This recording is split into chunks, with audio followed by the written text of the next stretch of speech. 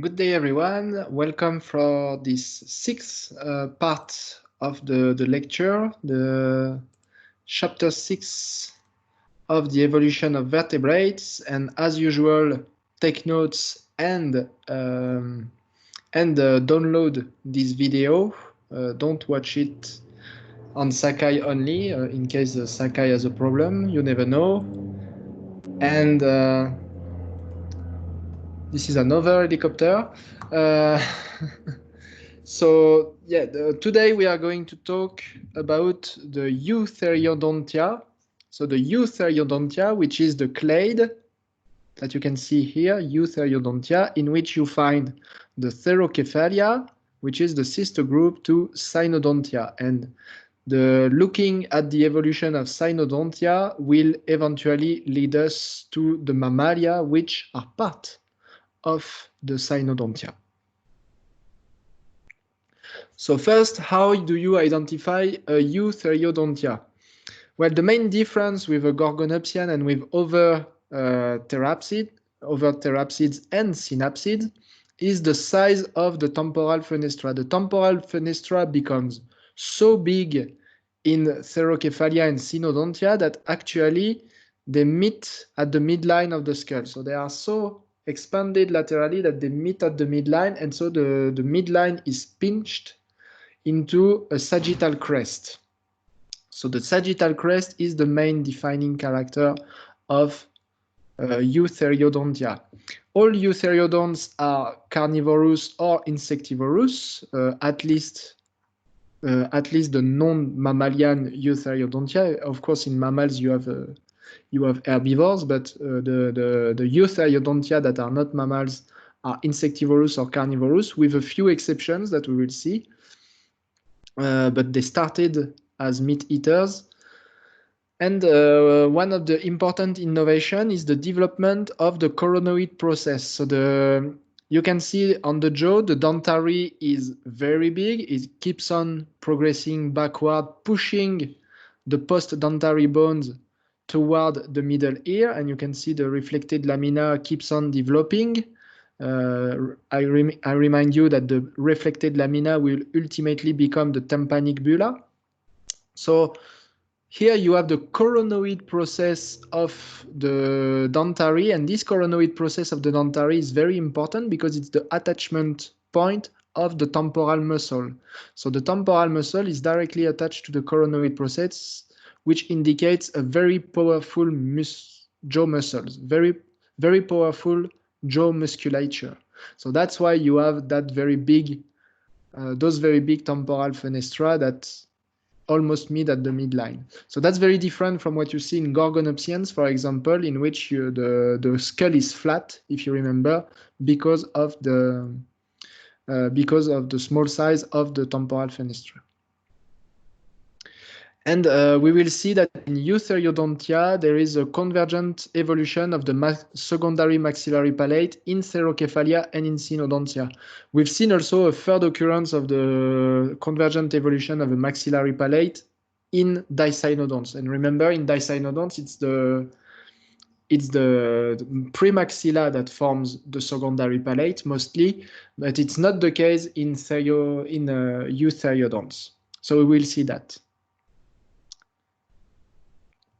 So the first group is the Therocephalia, and Therocephalia are recognized mostly, and the best indicator that you're looking at the Therocephalia is when you flip the skull, you look at the palate and you will see those suborbital vacuities. So the palate has two big holes, and these two big holes are the best way to identify a Therocephalian.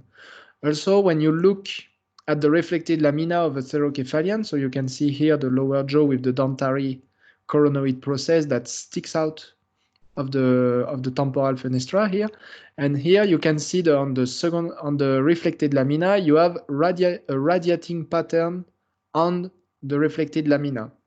So the reflected lamina is not like one ridge, does not have one ridge like in Gorgonopsian. There are many ridges radiating from the middle of the reflected lamina. So Gorgonopsians And also, yeah, one last character is when you look at the back of the skull here at the articulation of the the vertebral column, the occipital condyle has a reniform shape. Reniform means kidney shaped. So kidney shape. So kidney shape of the occipital condyle. Let's speak English. So the occipital condyle is kidney shaped. So it's the first step before the completely divided two occipital condyles in cynodont. So it's like a precursor, a pre, yeah, how can I say, a foreshadowing of the character that we will see in cynodont. But in Therocephalian, it's always kidney shaped. It's never completely divided. Therocephalians are divided in a number of families, but the deepest division of Therocephalian is between the middle Permian Therocephalian and the late Permian and early Triassic and middle Triassic Therocephalian. So the middle Permian Therocephalian are consistently very large. They were the dominant carnivores before the Gorgonopsians became the dominant carnivores. So Gorgonopsians were already there in the middle Permian, but they were not as diverse as they will become in the late Permian. So in the middle Permian, the Therocephalian takes the place of the Gorgonopsian as the dominant carnivores. So you have very large middle Permian taxa, such as Lycosuchus, and you can see here the skull is quite massive with big canines. And usually you can identify them also not only based on their large body size, but also because they have quite a small number of lower incisors, usually only 3 or 4 lower incisors, which is very weird because on the upper jaw, you see they can have up to 6 or 7 incisors on the upper jaw, but the lower jaw has very few incisors, so it's very funny, a very distinctive feature of those basal Therocephalians. And then you have the middle Permian, the late Permian Therocephalians and Triassic Therocephalians that all form a clade here that is called the Eutherocephalia. So the Eutherocephalia are your typical late Permian and Triassic Therocephalian, and they are easily identified because they have a banana-shaped dentary. So if you look at the dentary, it's banana-shaped, and this is due to the fact that there is no angular process of the dentary. So this little lump of bone that articulates the dentary to the angular is not present in Eutherocephalia, and thus that's why the dentary looks like a banana. So it's a very easy and very funny character to remember to identify your Eutherocephalian, and it's very reliable. Like for example, if I go back there, Theriognathus, you can see banana lower jaw, and if you look at Theriognathus on this, it's there, so it's deeply nested into the Eutherocephalian, so it works. And as I said, one of the big evolutionary trend among Therocephalian is the evolution of a secondary palate. And the secondary palate will evolve in Therocephalian in a different way that it evolved later in, well, not later, in parallel in Cynodont. So it's completely a parallel evolution. It's not because they have, it's not because they are directly related. In Therocephalian, the secondary palate will involve the vomer, which is the bone that you can see here in the middle, the blue bone here. And but the vomer will be completely excluded of the secondary palate in Cynodonts. So in Therocephalian, so you have in Dicynodont a secondary palate that involves the premaxilla mostly. In Therocephalian, it involves the vomer. And in Cynodonts, it involves the maxilla only. But what is interesting is that ultimately the vomer will be excluded of the secondary palate in the most derived therocephalian. So eventually the maxilla will close the gap that the vomer filled in the intermediate therocephalian. So here you have the three main families of therocephalian that are all characterized by a different state in the development of the secondary palate. So here they are on the phylogeny, the Echinognatid, the white seed, and the boreoid. So of all three families, only the white seed don't cross the PT boundary. And Theriognathus is a white seed, as you can see here. And Moscorhinus, that we talked about the other time, the one that crosses the PT boundary, is right here. It's 251 million years. So it's here. It's an Echinognatid.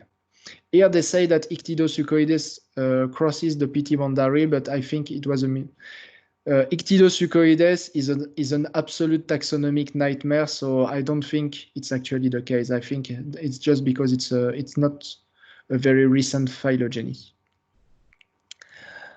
So Echinognatid, you can see there is no secondary palate, or almost no secondary palate, but you can see that the vomer is broadening, especially anteriorly here. So that's the first step of the secondary palate. The vomer is broadening and is connecting to the premaxilla anteriorly. In white seed, the vomer, the maxilla, the premaxilla and the maxilla form a secondary palate here, and which pushes the internal choana there. So that's your choana here. So that pushes your choana backward compared to the Echinognatid, in which the choana were here, or starting here. And in boreoid, which are the most derived therocephalians, the vomer are excluded from the secondary palates, and the maxilla participates, is the main contributor to the secondary palate, and the choana are pushed even further backward. And you can see that consistently all the time you have that suborbital vacuity that is visible here. So here is just a glimpse into the diversity of therocephalian. Unfortunately, there's not enough time to talk about that diversity, but therocephalian are often deemed to the position of uninteresting eutheriodonts compared to their cousins, the cynodonts, just because the therocephalian did not give birth to mammals. But therocephalians are actually quite interesting and were very successful in their time. So I told you about the very large carnivores of the Middle Permian, but in the late Permian, they gave birth to very interesting species like Euchambersia. So Euchambersia, you can see the orbit here, and here there is a big vacuity in the maxilla, and that fossa was probably for a venomous gland. So Euchambersia is probably the oldest terrestrial species to have been venomous. So there was a venomous gland here like a snake. And we know that the dentition of Euchambersia is ridged. So there are ridges on the dentition that probably helped to inject the venom while Euchambersia was biting its prey. Here you have Cherosaurus, which is the exact opposite of Euchambersia. It doesn't have a vacuity on the side of the maxilla. Instead, it has bosses. And that's very interesting because these bosses were probably meant to fight each other to find mates, or they were probably used for sexual display. So Cherosaurus is the only evidence that we have of sexual display or fighting for mates, headbutting in eutheriodonts. So in cynodonts, you don't see that kind of ornaments on the skull. It's the only eutheriodonts with cranial ornamentation. So that's a very interesting specimen. Theriognathus was a big carnivore, but it doesn't have any postcanine teeth here, which really is a mystery. Like, was it swallowing his food completely whole? Like, was it munching everything that he had to all its prey? Or we don't know.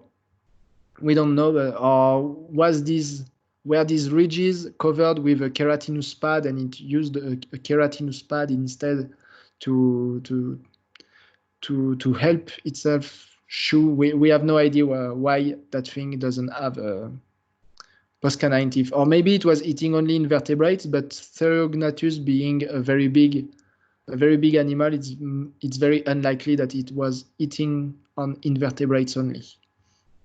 And finally, you have Borea from the Triassic.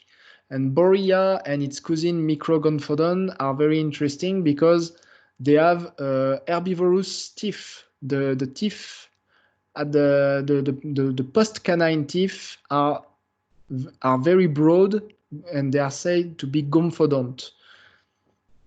They are very broad, and it's an adaptation to chew on vegetation. So it was adapted for herbivory, and it's one of the few herbivorous therocephalian. So now let's look at the cynodonts, and for convenience, we will divide the cynodonts into 3 groups. The group of basal cynodonts, in which you will find representatives from the Permian and representative from the early Triassic. So that's the basal cynodonts. And then you have the Cynognatha in green and the Probenognatta in blue. So Cynognatha and Probenognatta lived in the early Triassic, in the early and late Triassic. And the Cynognatha did not make it to the early Jurassic, unfortunately, but the Probenognatta on their side originated in the middle Triassic and survived up until the early Jurassic, when they gave birth to the mammals. And mammals are here. Morganucodon and Cynocodon are 2 of the oldest mammals that we know. So the Cynodontia are characterized by a number of derived features that you find only in cynodonts. The most important of them being the double occipital condyle. So you remember in Therocephalian, the occipital condyle was kidney-shaped, so it was the beginning of the division of the occipital condyle. In cynodonts, they are completely divided. So you have 2 occipital condyles that are convex, not concave. Convex. So the double occipital condyle is also the condition that you find in modern mammals. So it's a condition that is completely shared with modern mammals.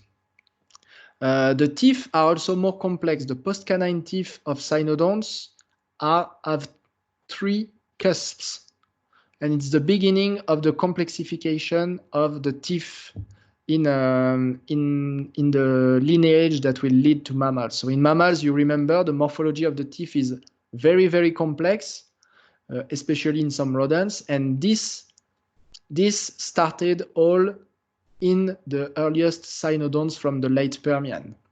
So with just 3 small cusps. But those 3 small cusps are extremely important because it's the first time that the heterodonty, so the heterodonty is the differentiation between incisors canine and post-canine. It's the first time that the heterodonty reach such a derived point.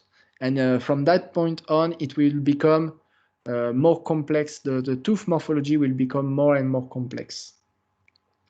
Also, the dentary is even larger. So you can see that the corner here of the dentary, or the angle of the dentary, reaches beyond the postorbital bar, which was not the case in Therocephalian. In Therocephalian, it was below the orbit, but now it's beyond the postorbital bar.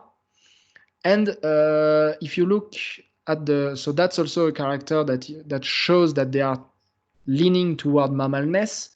The more the dentary grows, the smaller becomes these bones, and the more they become like the ossicles in the inner ear.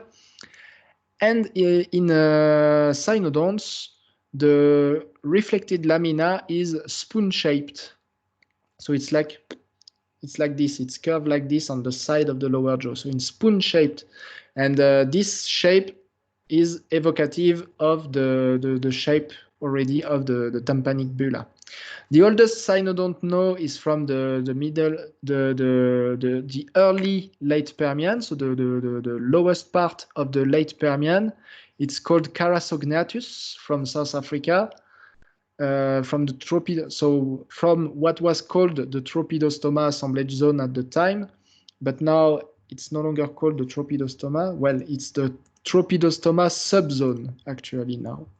So I should write subzone just to be consistent with the class on Karoo biostratigraphy that we will have next time. So it's the Tropidostoma subzone now. So it's the very beginning of the late Permian. So that makes it the oldest cynodont that you can possibly find. Also, another important feature that cynodonts share with mammals is the number of cervical vertebrae. You remember that mammals have consistently 7 cervical vertebrae.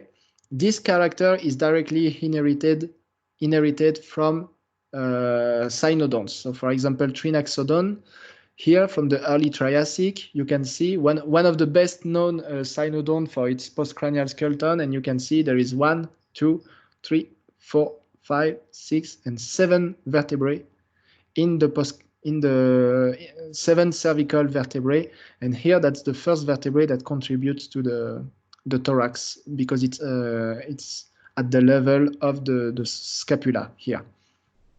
So 7 vertebrae that you find from the giraffe to the whales. You can see here 1, 2, 3, 4, 5, 6, and 7 vertebrae, even in whales in which the neck is almost inexisting.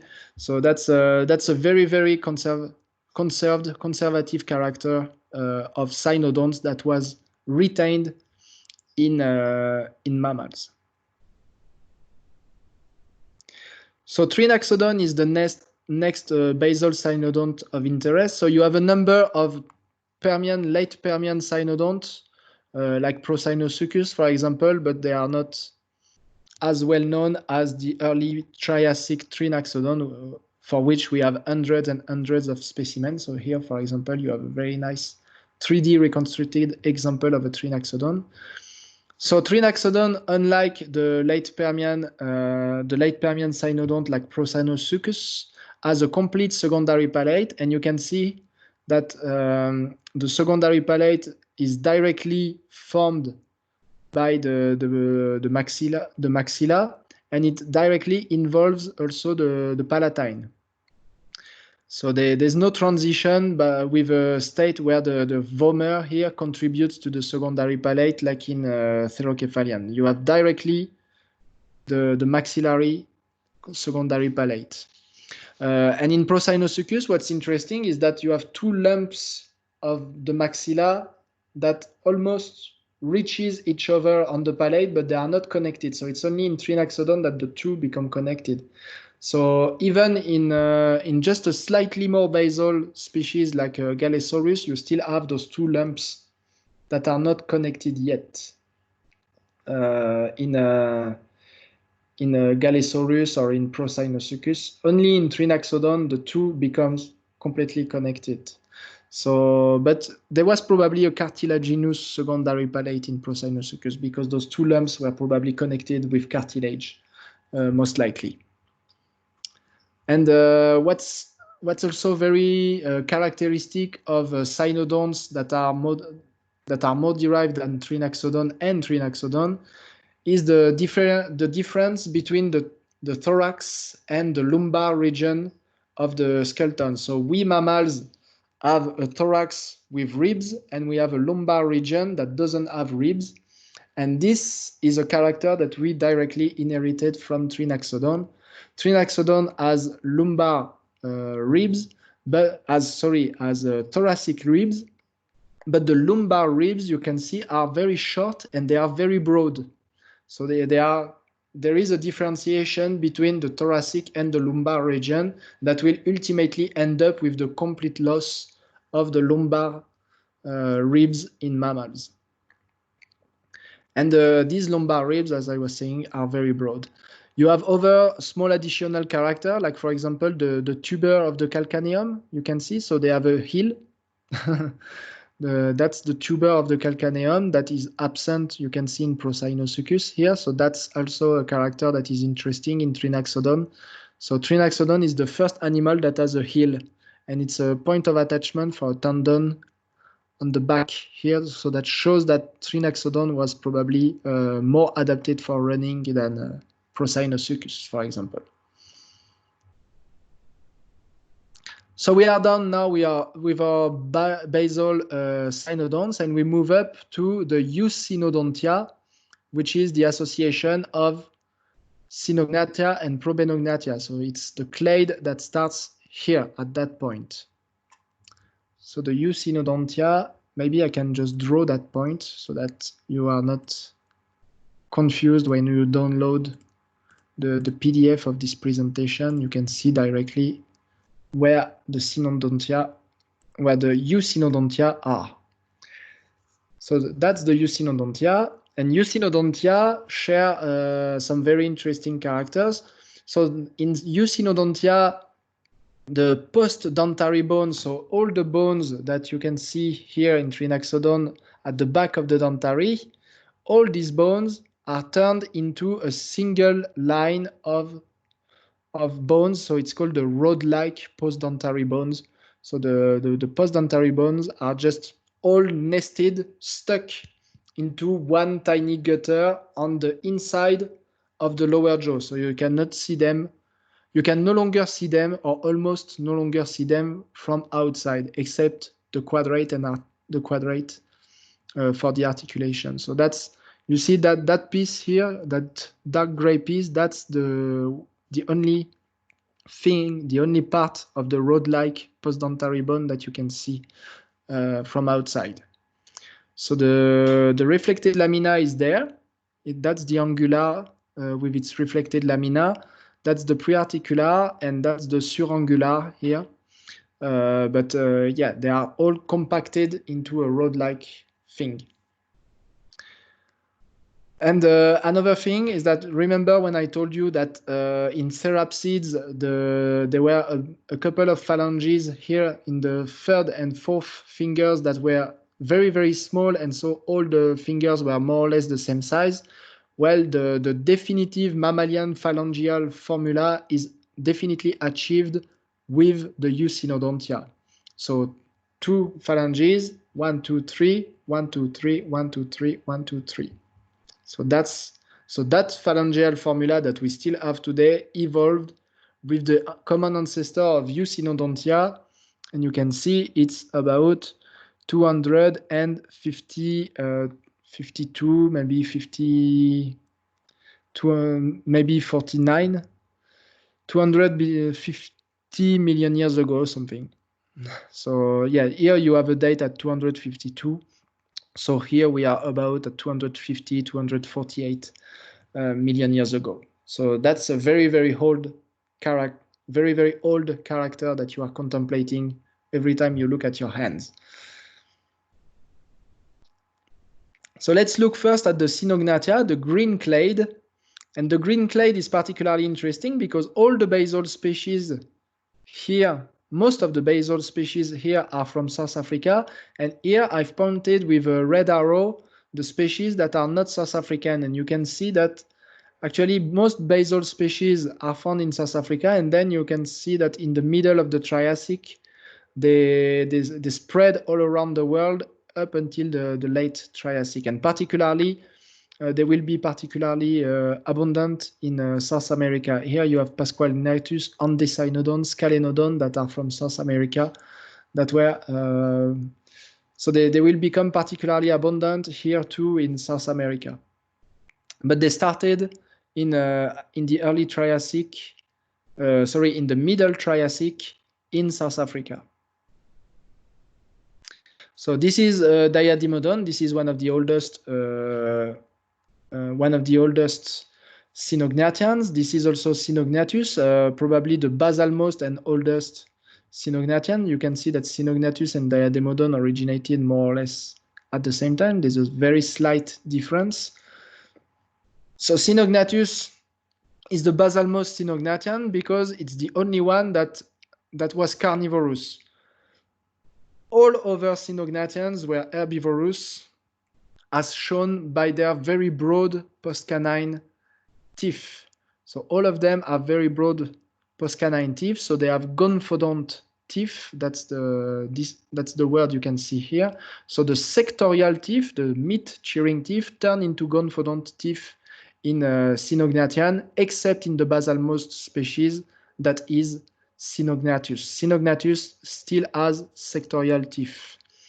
And so the first step of that transformation was in Diademodon, where you have the anteriormost teeth that turned into gonfodont teeth, but not the posterior ones that are sectorial.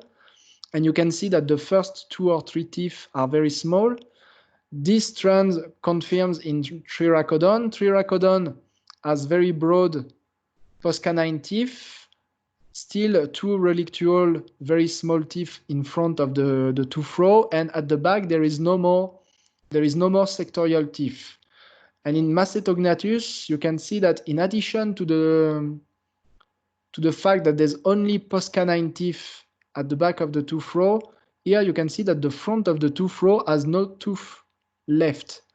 And this is called a diastema. If you remember your mammalogy class, this is called a diastema.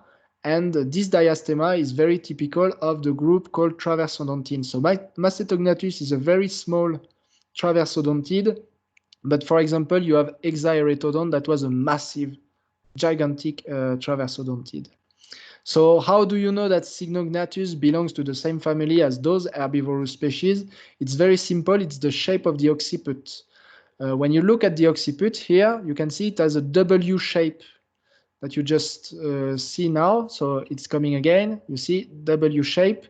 And this is due to the presence of a squamosal descending flange that you can see here in Cynognathius and here in Diademodon and here in Triracodon and here in Macetognathus.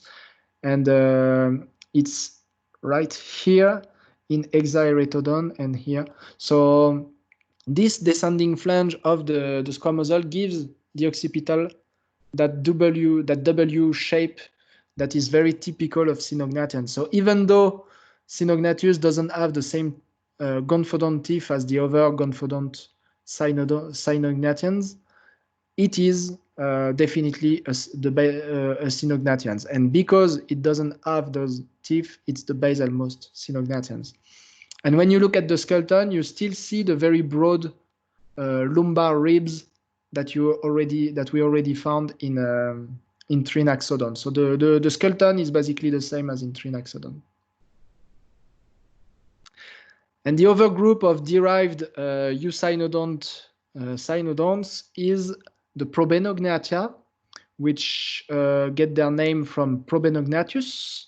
So the Probenognathia, the basalmost Probenognathia is Lumcuia. So Lumcuia, that's here you have a drawing of the skull of Lumcuia. It's from the early Jurassic of South Africa. And Lumcuia is well, it's very primitive. It looks very much like Trinaxodon in many respects. So the main difference is that Lumcuia has with Trinaxodon and the characters that it shares with more derived Probenognathia is first the skeleton. So the skeleton was studied very recently, and Mpilo Kumalo, who was an honor student a few years ago and who studied the skeleton of Lumcuia, found that the ribs of Lumcuia actually are not broad. So the ribs of Lumcuia are tubulars, and this is a character that Lumcuia shares with mammals. We mammals don't have the same ribs as Trinaxodon. We have ribs that are tubular. And here you can see the lumbar region, and in the lumbar region, the ribs are almost absent or very short. So that's also a mammalian character. So the postcranial character of Lumcuia is also very mammal-like. The shoulder, the way the shoulder articulates to the humerus is also very mammal-like, even though I don't want to go into too much detail. But there's no contribution of the procoracoid to the shoulder articulation, like in mammals. Well, mammals don't have a procoracoid at all, so that helps also. And on the skull, there are two important characters that make Lumcuia a probenognathia. First, it's the absence of a pineal foramen. So you can see that all the basal cynodont trinaxodon has a pineal foramen, and the cynognathian also do have a pineal foramen, but Lumcuia does not. And it's the same in probenognathans and even in mammals. So that's probably also connected to the evolution of warm-bloodedness, because the pineal foramen monitors in part the thermoregulation. So the reptiles, we know that modern reptiles, if you plug the pineal foramen in modern reptiles, they completely lost the sense of when they should go to bask and when they should not. So this, we know that the organ that is in the pineal foramen, which is called the pineal eye, tells the animal when to go basking and when not. So the loss of that pineal foramen is probably significant for the evolution of endothermy. So that's the first character that makes Lumcuia a probenognathia, and that suggests that probenognathia was warm-blooded like mammals. And also, if you look at the extent of the secondary palate, so we saw that Trinaxodon already has a secondary palate that involves the maxilla and the palatine. But that secondary palate stops at this level in that red arrow. So it stops it's quite short actually, but in Lumcuia, you can see that the secondary palate extends below the level of the orbit. So here, that's why I use that picture, is because it shows you the orbit and where the secondary palate stops in Lumcuia. So you can see it stops below the level of the orbit, which is a lot further than that you can see in other cynodonts, but which is the same as in more derived probenognathans and in mammals. So these are the two characters that make Lumcuia more related to probenognathia, and that makes Lumcuia the oldest and basalmost probenognathans. One of the most important probenognathans ever discovered is Diarthrognathus, also from the early Jurassic of South Africa. Maybe I should check that again, by the way. There's something weird. Yeah, it's because Lumcuia is in the middle Triassic. Sorry, you can see here on that phylogeny, Lumcuia is middle Triassic. So sorry, I'm correcting this, because I was telling myself that this is very inconsistent. Now it's consistent. So actually, Lumcuia is from the middle Triassic. So that was a typo. Up. So yeah, so now we are definitely in the early Jurassic, and we look at Diarthrognathus. And Diarthrognathus is a very interesting animal. So its name means double jaw joint. Diarthro means, well, D means two, arthro means joint or articulation, and gnathus means jaw. So it literally means double jaw joint. And this is for a simple reason. It's because Diarthrognathus is the first cynodont to show the transformation of the jaw joint from the reptilian state to the mammalian state. So first, I have to present the two states. So in mammals, the dentary has grown so far back that it actually articulates directly with the skull. This is not the case in reptiles, in which the dentary, you can see here, does not articulate with the skull, because you have the postdentary bones, and particularly a bone called the articular, which ensures the articulation with the skull.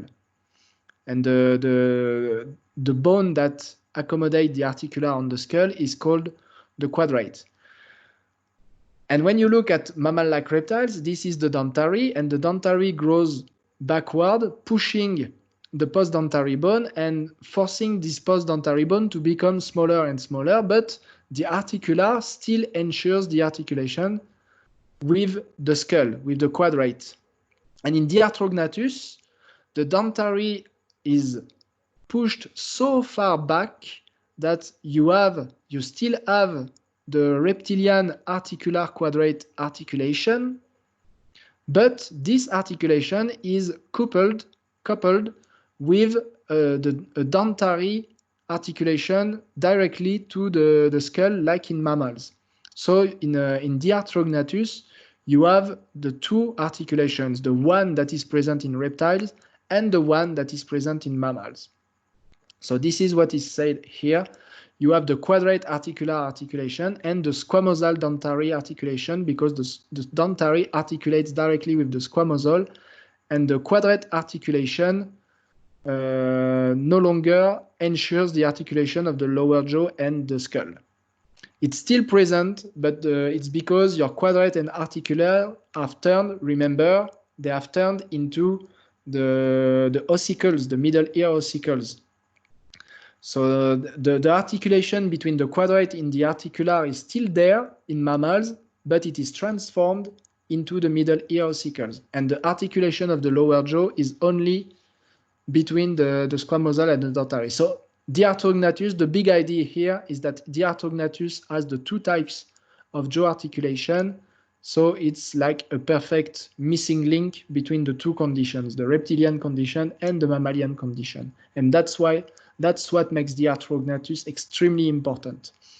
So here you have the rod-like, that's a detailed view of what's happening here. So you have the rod-like dentary bones, postdentary bones, you have the dentary here, and the rod-like postdentary bones end up with the articular, and here you have the quadrate.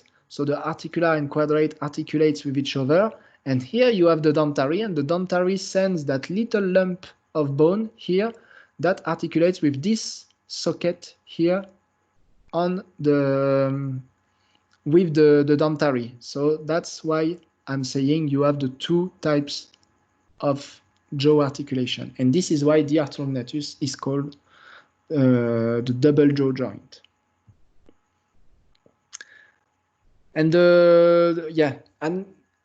probably the most diverse family of Probenognathia is the Tritylodontidae. So the Arthrognathus is extremely significant for the evolution of mammals. But another family that is extremely significant is the Tritylodontidae, because they were extremely diverse. Tritylodontidae are extremely diverse. They are present. They have a global distribution. You find them everywhere. We will see that during the Karoo evolution, during the Karoo biostratigraphy class next time. But yeah, they have a global distribution. They are present everywhere. They were extremely diverse, very successful, so successful that they actually managed to survive up until the Cretaceous. So they originate in the Jurassic, and they are the last surviving group of non-mammalian Therapsida. So that's quite a unique occurrence in the fossil record. So this is the late surviving. This is the late surviving Cretaceous species that you find in the early Cretaceous of Japan, Montris rictus, and you can see those teeth. So two cusps on the top and three. The cusps are organized in rows. So here you have 2 rows there and 3 rows here. So that's probably the upper, and that's probably the lower cusps, the lower teeth. And here you can compare these teeth to Tritylodon. They look very similar. So now that's probably the upper teeth, sorry. So you have 3 rows of cusps like those teeth. So these are probably the upper teeth, because this is the skull of Tritylodon. You have here the postcanine teeth that have these 3 rows of cusps, just like in Montiorictus. So they are very, very similar. So the cusps are organized in rows like this, with varying numbers. Sometimes it's 2, sometimes it's 3. I think there are some species with 4. There are quite a diversity for that. And they are also characterized by their rodent-like incisors. If you look, well, canine actually. No, incisors, sorry. They are located on the premaxilla, so they are incisors. So they have rodent-like incisors located on the premaxilla, and they have a diastema, and then they have postcanine molars. So this makes them one of the first rodent-like animal. They are not the ancestors of rodent, of course.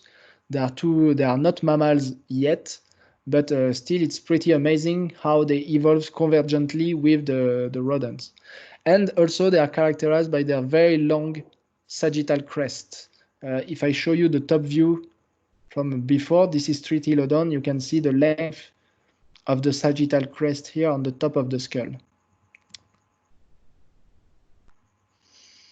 And Tritylodontidae are quite closely related to mammals, even though they are very derived, so they have little chance to be their direct ancestors. I mean, mammals do have canine, and Tritylodon don't have canine, so the Tritylodontidae don't have canine, so they are not the ancestor, but they are probably the sister group to mammals because they share a number of features.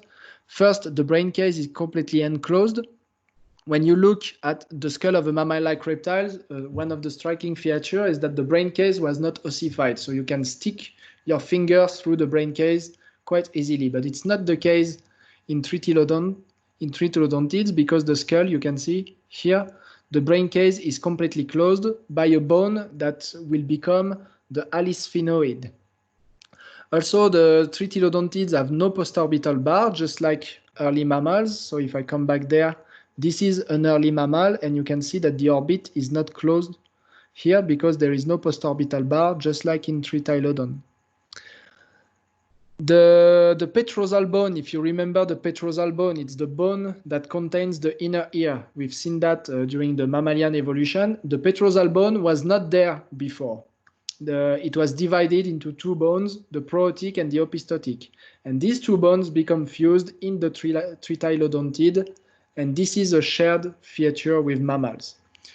The sternum also did not exist in mammal-like reptiles, in therapsids, until the Tritylodontid evolved a sternum for the first time.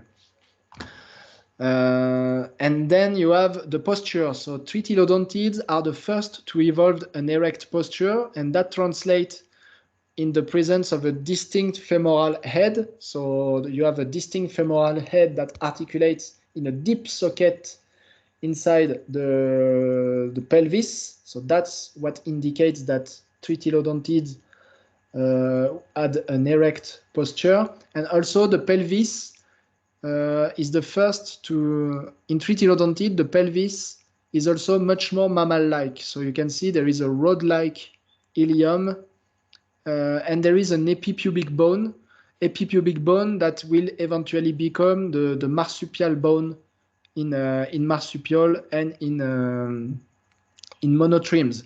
So the epipubic bone that you find in marsupial and monotremes evolved most likely in the Tritylodontids. And you can compare this with a basal cynodont, that the basal cynodonts really have a pelvis that is much more similar to that in reptiles.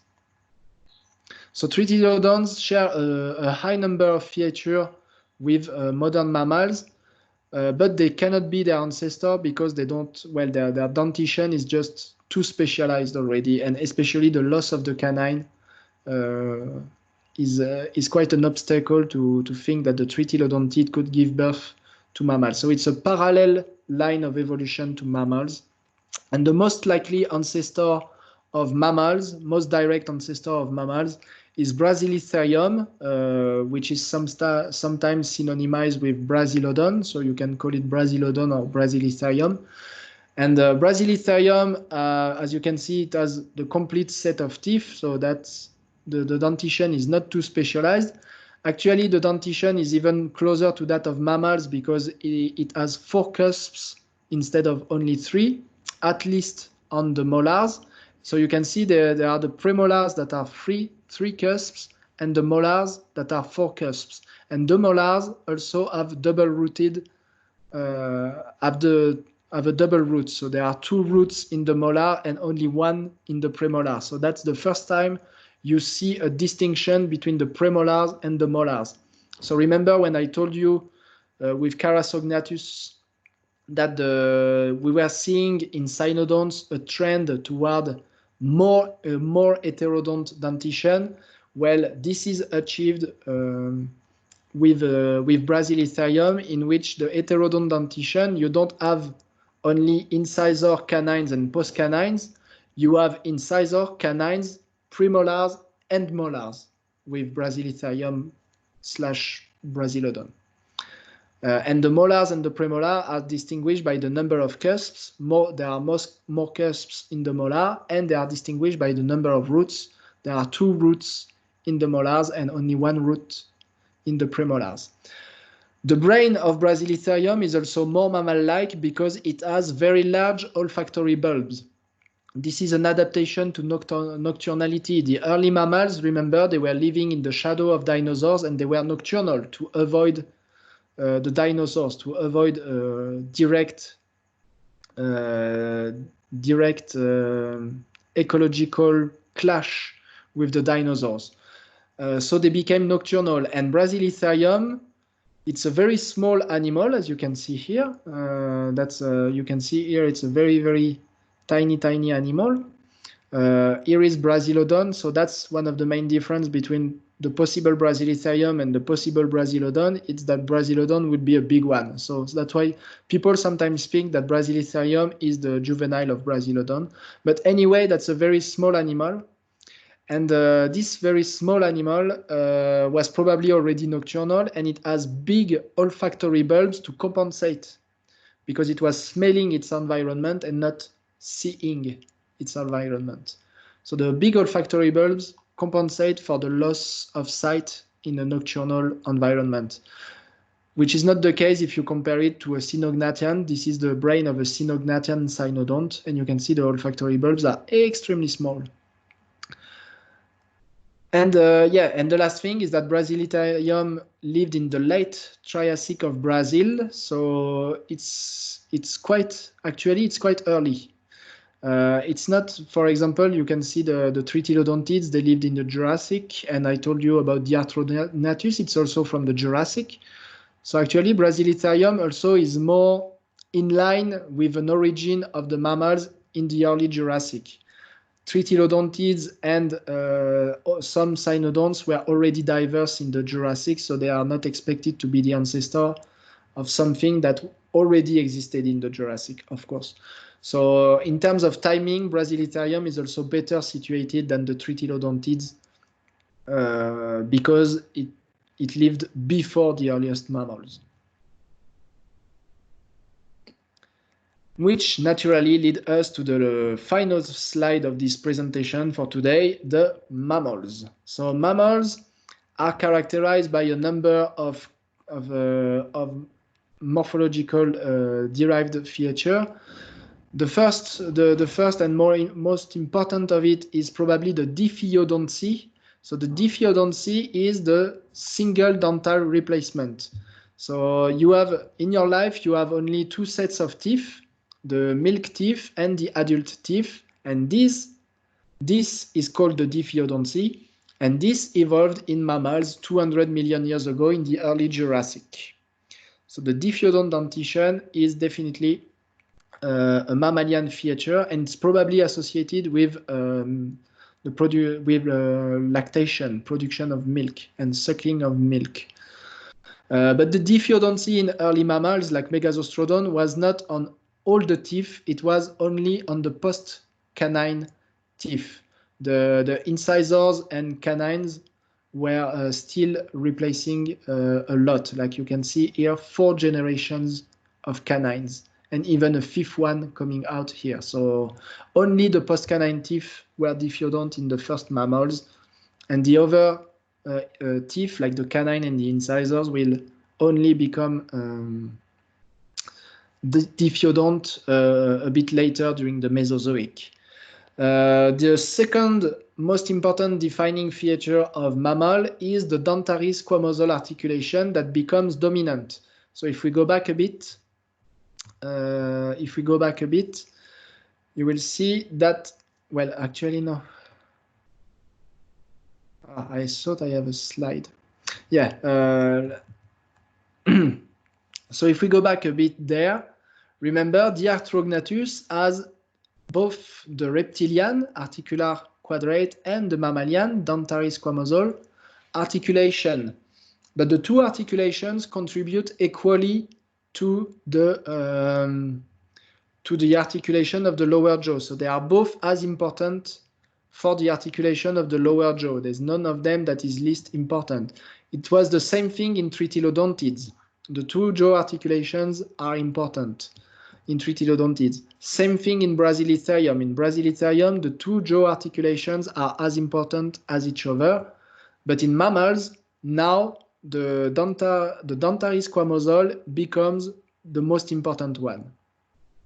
So it becomes the most important one, which means that the quadrate articular are changed into the middle ear ossicles. So the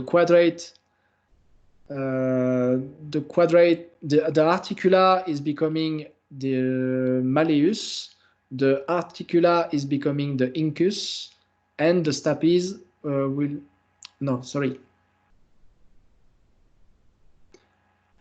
the stapes becomes the stirrup. So the malleus, incus, and stirrup, articular,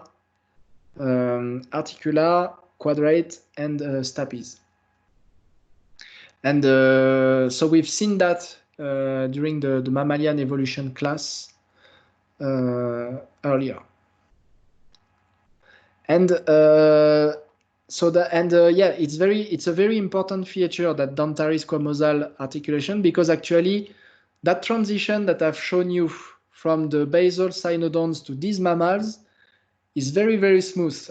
I've only selected 4 or 5 species to talk about. I've only selected Trinaxodon and, Carasognathus, Trinaxodon, Lumcuia, and Diarthrognathus, Tritylodon, and Brasilitherium. But if you go back to the phylogeny, I mean, that's just, I have just scratched the surface of that transition. There's actually a lot more species.